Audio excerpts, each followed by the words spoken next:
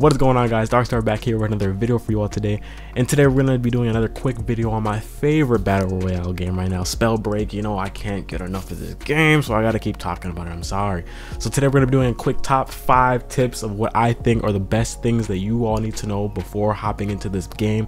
Maybe you haven't gotten your pre-alpha key yet, but you're trying to figure out the best ways to get a little bit of a leg up on the other noobs that are going to be playing the game soon. Maybe you're playing the beta. Maybe the beta is already out. Maybe you're watching this video in the future. I don't know, bro. I don't know. But we're gonna be doing this video anyway, so get ready, because here we go. All right, so my first tip for you guys, that was weird, I don't know what the fuck that was, but first tip that I got for you guys are the gauntlets. The gauntlets are pretty much the weapons that you're going to be using in the game. Obviously, you're going to be picking up different elements: fire, wind, earth, all that good stuff, right? But the most important thing when it comes to the gauntlets, at the very beginning, at least it was for me, so that's why I'm telling you guys all of this right now, right? Is definitely trying to figure out what gauntlets feel most comfortable for you. There's a lot of different elements in this game. There's lightning, poison, wind, earth, ice, all that good stuff, right? But they all play, some of them play similarly, other ones play extremely different. So you need to be able to differentiate which ones are not for you, because even for me, someone who's been playing this game for weeks, I think probably like a little over a month now, that's what it feels like anyway. Someone who's gotten dozens of hours in this game, there are gauntlets that I just do not fuck with. There are gauntlets I just don't like. They don't feel good to me, so I just don't play them. The two that I use the most are earth and fire.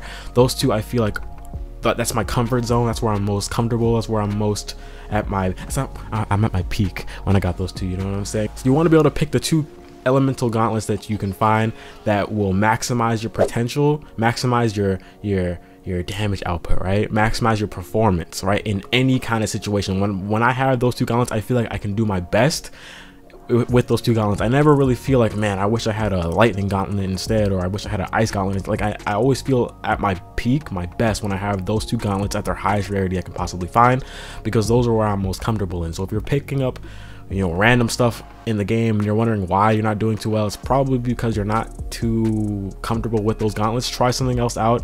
Whenever you find those that perfect synergy, that perfect combination of two gauntlets that feel so good together, it's gonna click in your head and you're gonna be like, all right, these are the two I'm gonna rock with the most. Obviously you can use other stuff too as your secondary, you know, different kind of kits or different kind of builds that you might be into. But for me, like I said, personally, fire and earth are for me.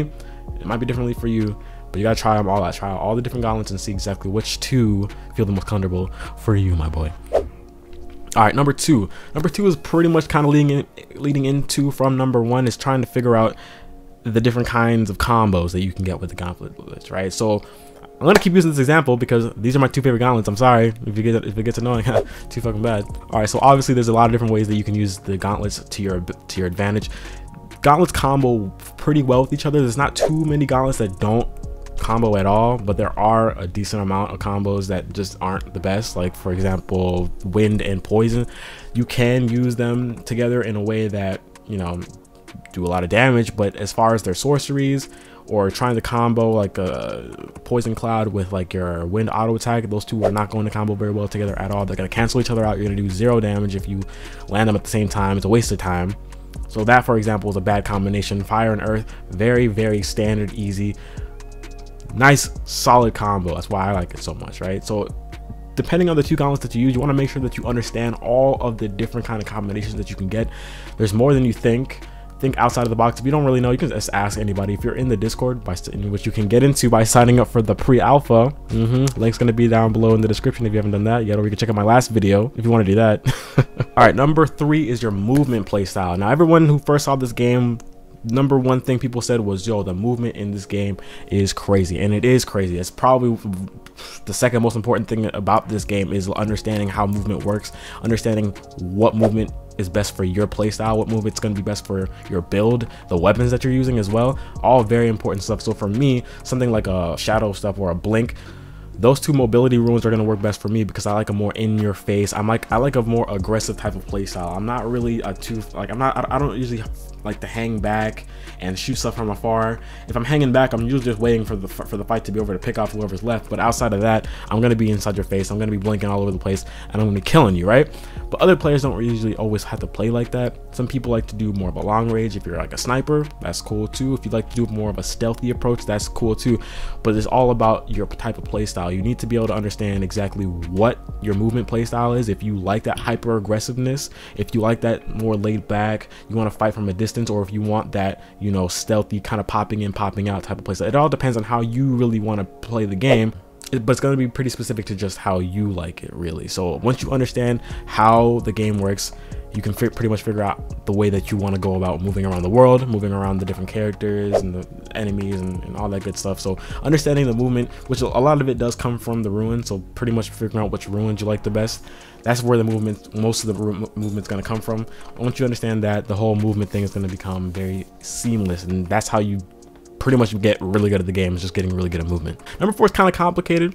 It's I mean, it's I don't know, I think it was kind of complicated for me because there's a lot of reading. That's boring. But once you've read through all the different classes in the game, there's like 9 classes, I think.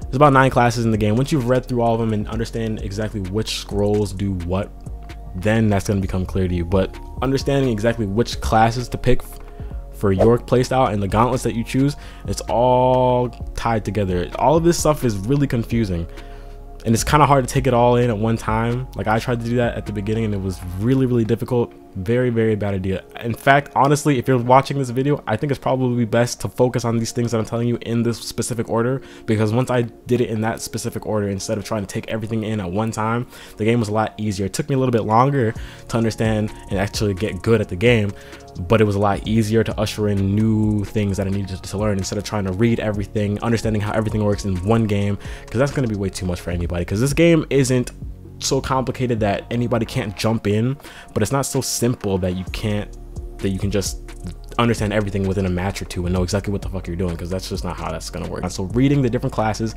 knowing which classes do what, knowing which classes are going to benefit your elemental gauntlets that you have, and how that synergy is going to work whenever you're in an actual fight, whether you're solo or duo, squad, it doesn't really matter. But it all comes down to how everything works together once you've read and once you understand it and once you've understood exactly which class does what thing.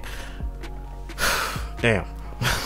And my last tip number 5 for you guys is play the game for more than a week before you decide to drop it, please. I'm telling you this right now. When you get into this game, you're gonna get bopped, because if you're used to battle royale, you're used to dropping in and picking up a gun, and this is not that. This is not Fortnite. This is not Call of Duty Blackout. This ain't PUBG. Okay, you're not gonna be dropping down and shooting an AK at someone's face. This is not those games. It's gonna feel a little weird at first. It's gonna take some time. I say at least give it a week. Please give this game at least, if you're not feeling it the first 2-3 days, play it every day for at least a week if you can. If you got the time, that'd be cool. If not, whatever. But if you do have the time, play the game for at least a week. Give yourself that chance to understand the game before you decide, you know what, fuck it, this ain't for me. It looks cool, but I can't figure it. I'm telling you, because once everything clicks, my god, once everything clicks in your head, this game is crazy. I'm telling you, you're not gonna regret it. I promise you, it's a good ass fucking game. Anyways, that's about it for this video, guys. Just wanted to make another video about Spellbreak. I wanted to find an excuse to do it because I don't know, this game is really good. They have a lot of updates. I don't know when pre-alpha is gonna end or when they're gonna give out more keys, but if I find out anything else, I'll let you guys know. I might be doing, I still want to do the Q&A video. There are a lot of questions that I got from my last video. I answered most of them in the comments, but I might just do a whole you know, like dedicated video for it. So I might do that. If there are any more questions, again, please go ahead and ask me questions. I'm totally open to answering literally anything. I usually answer comments like a few minutes after I get them. So if you have any questions, leave them down in the description. If you want to sign up for the pre-alpha, I'm going to leave the link in the description as well. Fastest way to get into the beta, or the alpha I should say, is going to be with that link that I give you guys. So sign up with that link if you haven't already. Let me know what else you guys want to see for Spellbreak. Once that NDA drops, once the NDA lifts, I'm going to be dropping videos, bro. It's going to be crazy. So subscribe if you're new, hit the like button if you enjoyed this video. I'm going to catch you guys in the next video. Peace out.